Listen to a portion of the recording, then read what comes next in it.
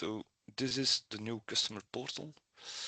The goal as well on the customer portal is that since you have now joined this session, we'll basically be setting you up on the customer portal as well.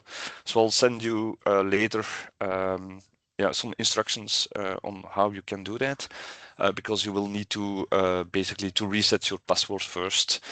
And so all customers that are having access will need to first do a forget your password and then basically enter your email address and then send a reset link, and then you can through that link set up a new password. So I'll be logging in. Of course, I'm the admin of the customer portal, so basically I'll see more than what you will see, but still. So when logging in on the customer portal, this is basically what you will be seeing. So you will have your company at the top. Okay, and the first view that we have is actually the information related to your company that we have within our systems in our CRM, okay, and as well the setup that you have with our SMP. So you have some generic information like some Swift context and so on.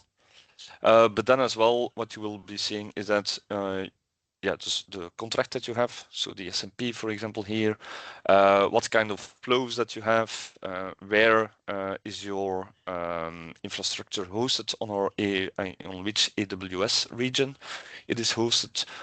If you have cross-region availability, all these kind of details are available. But as well, for example, the IPs that have been whitelisted on our end is being listed as well.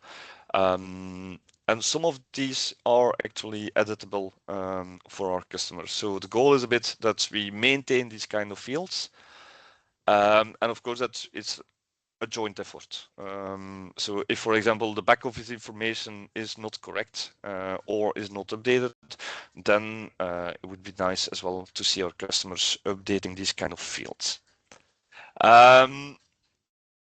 What else do we have? So then we have users and roles. In the users and roles, actually, it's related to the customer portal. Okay.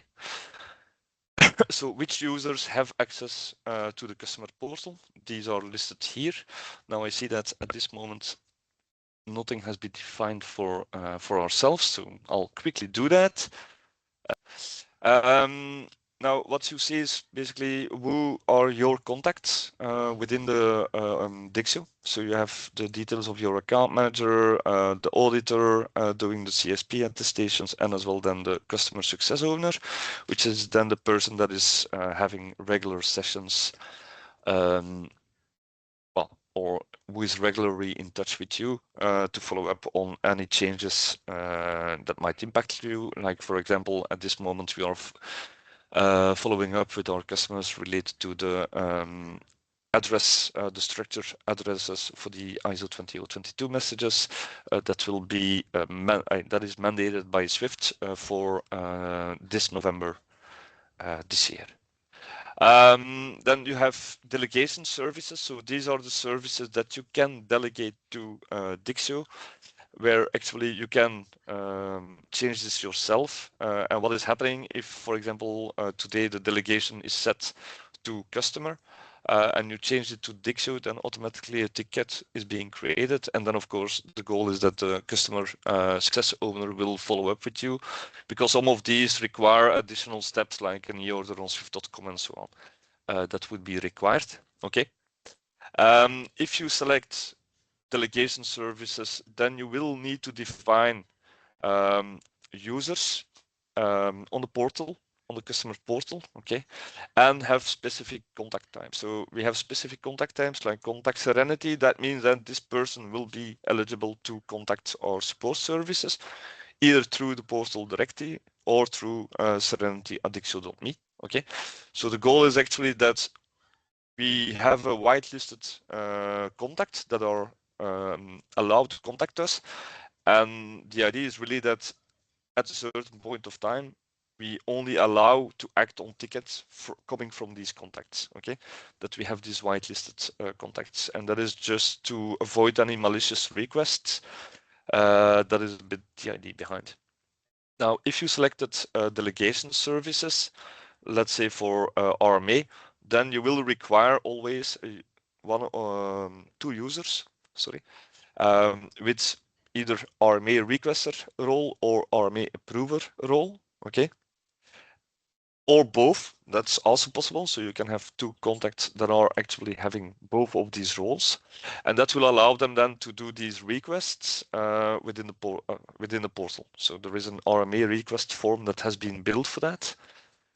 What is also nice is that actually for the contacts that you have, you can also highlight if you need to reach out to these persons in case of incidents. And so we have an incident contact. What is the idea there is that we have an issue on our platform, okay, and you're impacted. The idea is that we reach out to the customer then and inform you about the fact that we are having an issue. And we do that based on the incident contacts.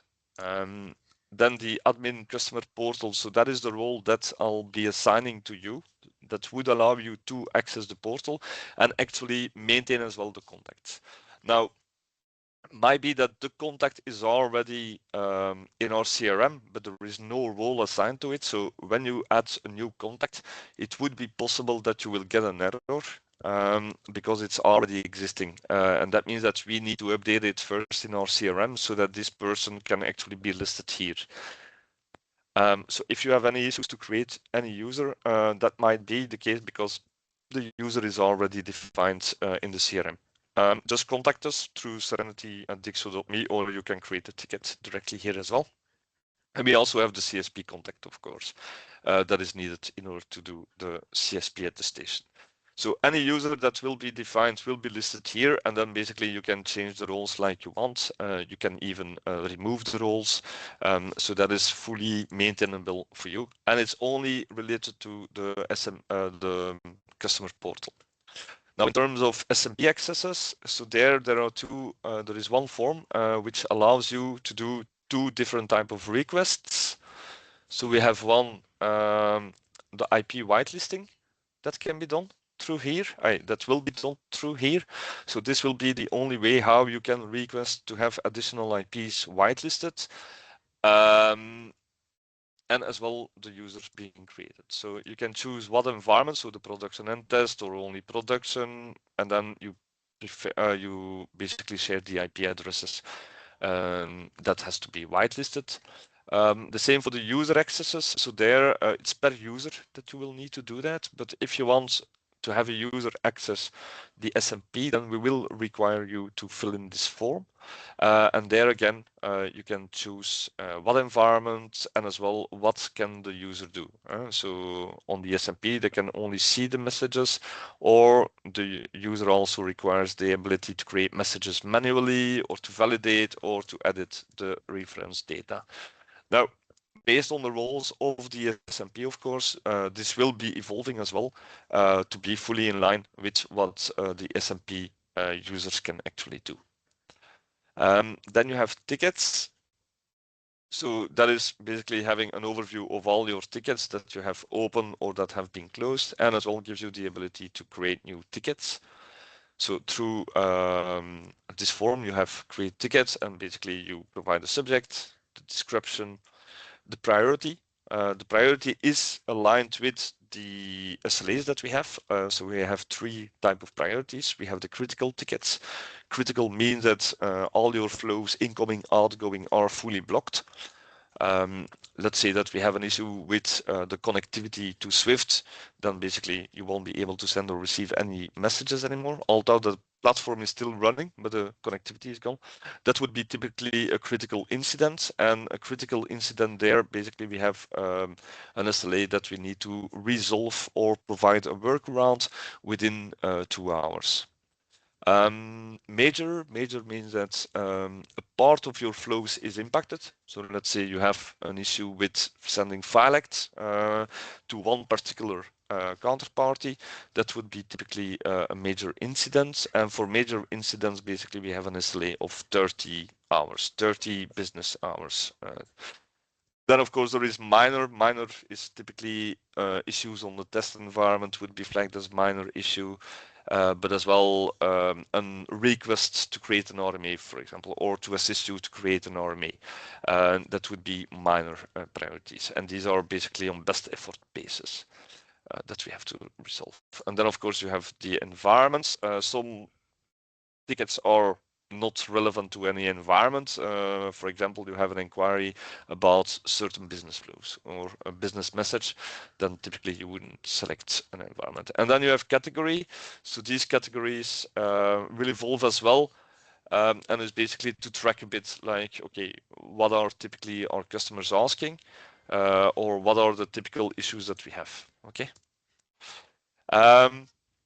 Then we have here the RMA request. So if you delegate the RMAs to DiXiO, then you will need an RMA requester and an approver. And once you have that, actually you can do RMA requests through here. So you need to provide the institution name with who you want to have an RMA with, or that the RMA needs to be updated. You can fill in the institution BIC, and you have to fill in the institution BIC. Give some background information about the RMA request. Then due diligence was performed is mandatory from a CSP perspective. So that's why we have this well mandated, and you need to flag it mandatory as yes. And of course, the idea is that you effectively have done the due diligence. Then for which environment, so it can be production or test or both again, okay? And then the direction of the RMA. An RMA can be created, well, you basically allow your correspondent then to send traffic to you, so that would be incoming, okay? Outgoing, if you do an RMA request related to you need to have the ability to send messages to a correspondent. What will happen is if you fill in the direction as outgoing and then you provide all the rest of the details, we will basically through the RMA portal reach out to your counterparty, say that we have received this request from you to basically approve to create an RMA. So we will be initiating the discussion as well with the counterparty if that was not done yet.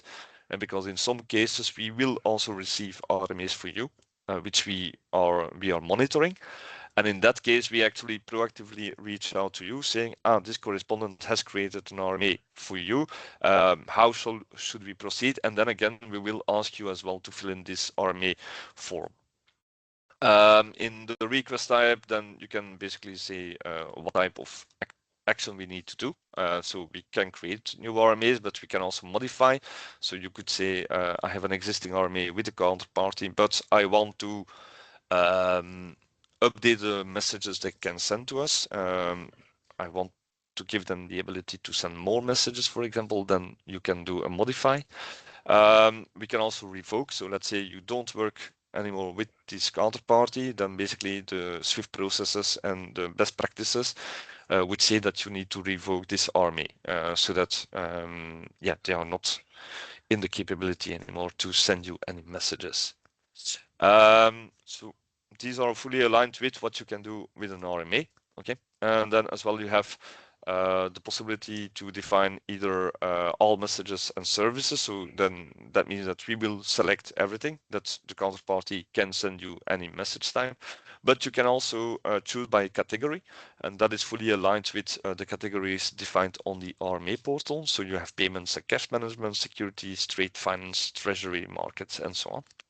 But you can also say, I want to have specific message types. And then the idea is that you actually list the message types that you want us to grant on that RMA, and then basically we'll define that scope in the RMA. And then of course you have the services. When you do a submit request, at that moment what will happen is that it will have the status pending, just like here, waiting for an approval. So you will have an RMA requester and you will have an RMA approver defined, and automatically there is a 4 eyes process. So when you create this kind of request, then actually the approvers will receive an email saying, there is an RMA request that has been created by person XYZ and waiting for your approval.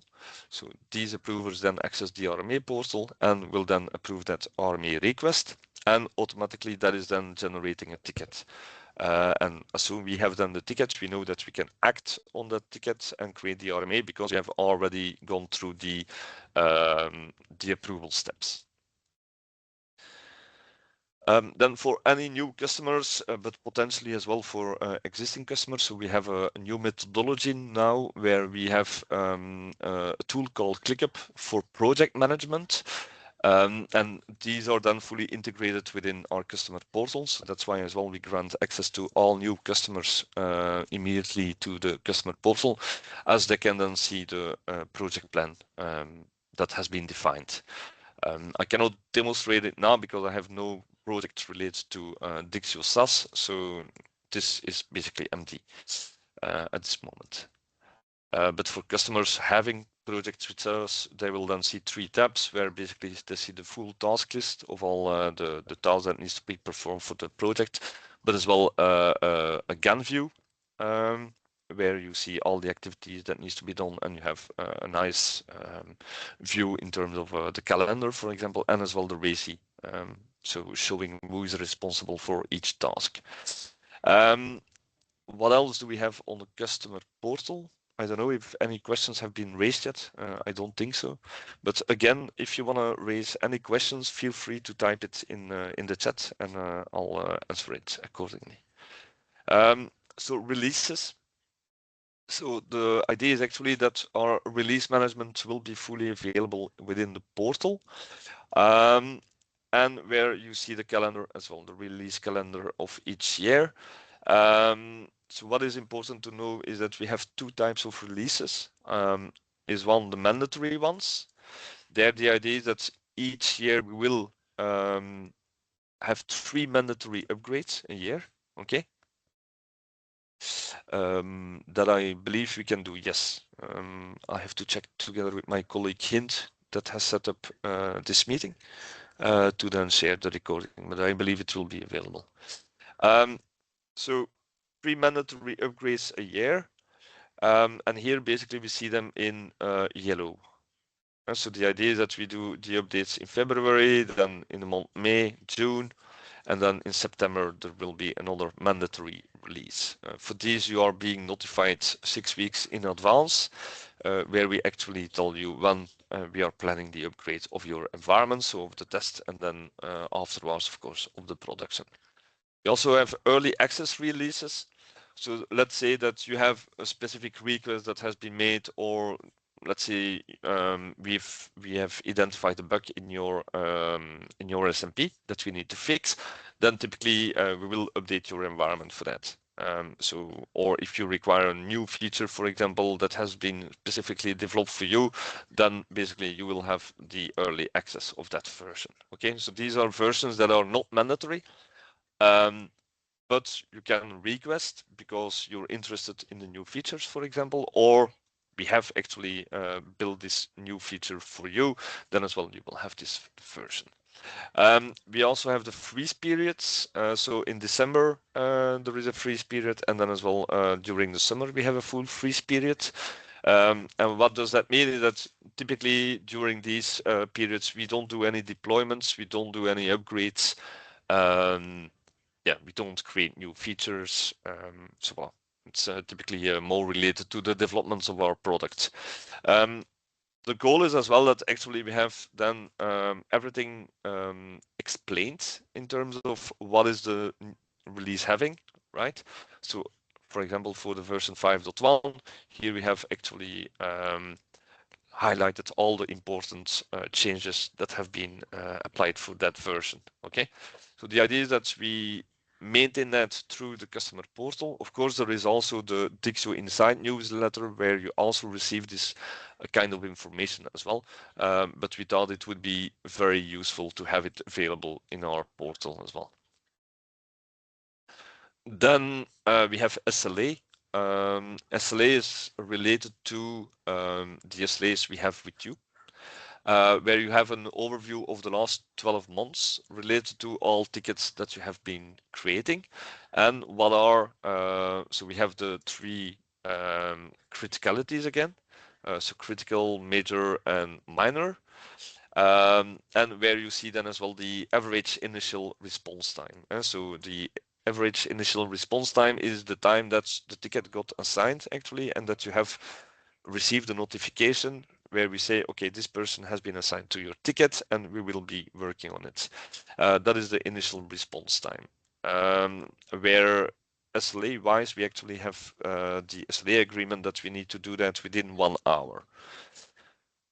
And then, of course, if it's a critical issue, we still need to solve it within the 2 hours. So we better hurry up to act on your tickets. So that's why actually you will see that the average response time to your tickets should be way lower, because I believe today we are around an average time for all our customers around 20 minutes in terms of initial response time. What you also will see is that if, for example, there was an incident on your environment, you will see that here as well listed. So here, for example, we have one incident that's critical, where actually we had multiple customers affected because they had their infrastructure in the UAE or in the Bahrain region of AWS. And because of the situation over there, actually there was an impact on the data centers of AWS. And because of that, we actually had to recover all these customers on another region. So what we have done is we recovered these in other regions, although in Europe, although that contractually that was not part of the scope. But of course, we fully understand the importance of our customer environments, and so we have done that rather quickly. So you will see that as well. So if you have an incident, for example, and where you request us then to build an incident report, then actually you will see that incident listed here. Okay. You also see the platform availability, so that as well is something we'll need to maintain. What else you have is you also have access to the incident and escalation procedures, where this document is actually describing what are the paths in terms of when there is an incident and what is happening and how can you actually escalate that. Who do you need to reach out in case of there is no response from our support services within the SLAs that we have, and so on. Okay, so all that is available here. Again, as well, reminder in terms of the severity levels and how the classifications are done and so on. So that is available there as well. The idea, of course, is that this will be evolving. So this is, let's say, just the beginning. At the end, the idea is as well to have kind of a knowledge base that would be available as well. So voila, we still need to work on that, and we need, we'll have to see a bit like what our customers requesting, what kind of documents we should have available on the customer portal as well. So yeah, you will see that it's like the source of information in the future. And then of course, we have a feedback section where actually you can provide feedback about DiXiO whenever you want through the portal, so no need to wait until we are sending you the satisfaction surveys. You can simply do it by yourself. Then, of course, here the DiXiO part is not available for you, so you will only see this section, and the DiXiO is, of course, only for DiXiO staff. Is there a user guide for the customer portal? No. But it's a good comment. So yes, I'll have to build one. We'll be building one, I think, in the next weeks then. So I'll ask one of the team members to do that, to build it. But yeah, not yet. Sorry. Okay. I'm not sure. What is your feeling maybe about the customer portal? Will you be using it? That's maybe a question I would like to ask to you. Is that something? Are you going to create tickets through the customer portal? Do you see the benefits of it, or do you find it rather cumbersome? I don't know. Maybe if you can share your response through the chat, that would be nice. I'll be sending you an email, but it's this one. So today the old portal is still being used. So the idea is actually that the customer portal will be available through the DiXiO.me website, like the old portal is accessible today. but we first need to migrate everybody from the old portal to the new one.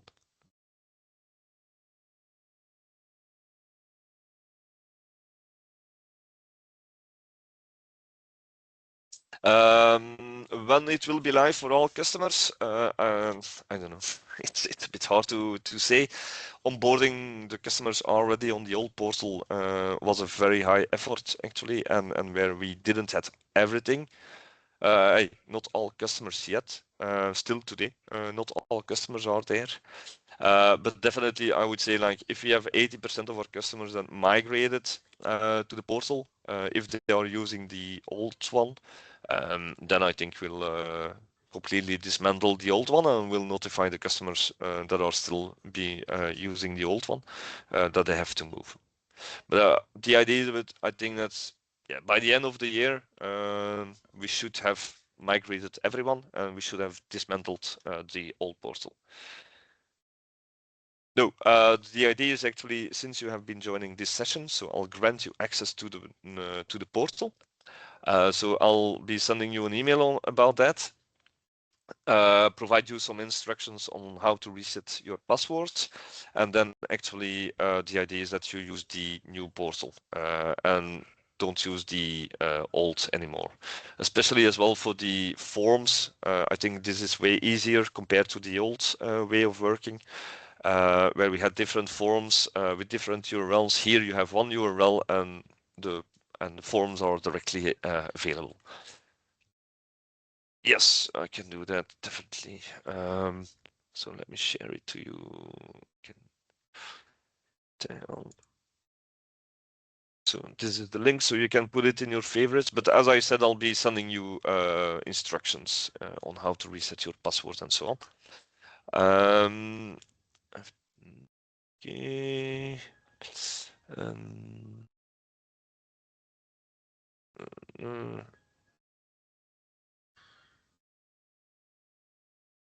Yeah, so maybe that's in terms of so I'm responding to Andre's question. I find it the trend to move away from email to vendor portals, but it's good to still have updates through email. So when you create a ticket through the portal, then of course what we will be doing is still like today. We will still be sending you emails to follow up on the ticket, and so the way of how we interact with each other on the tickets is not going to change. So the idea is not that everything will be available in the portal and all updates as well requires the portal. That is not the trend we are doing today. So the serenity@dixio.me email address is still available.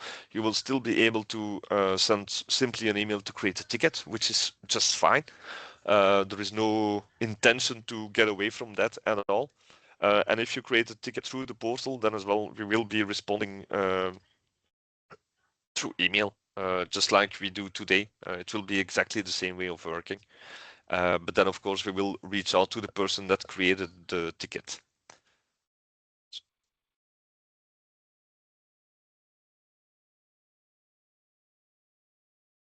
Just checking if there is anything else in terms of questions.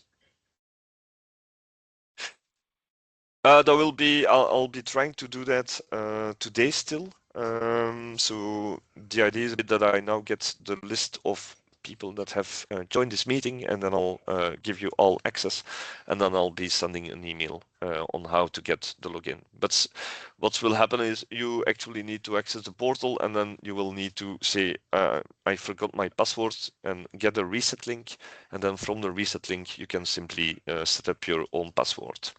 And so the idea is not that I'm going to set up a password, but you will have that. Yes, we'll be doing that afterwards. We'll be sharing the recording of this session. Thank you very much for joining, and well, speak to you very soon. Bye-bye. Bye.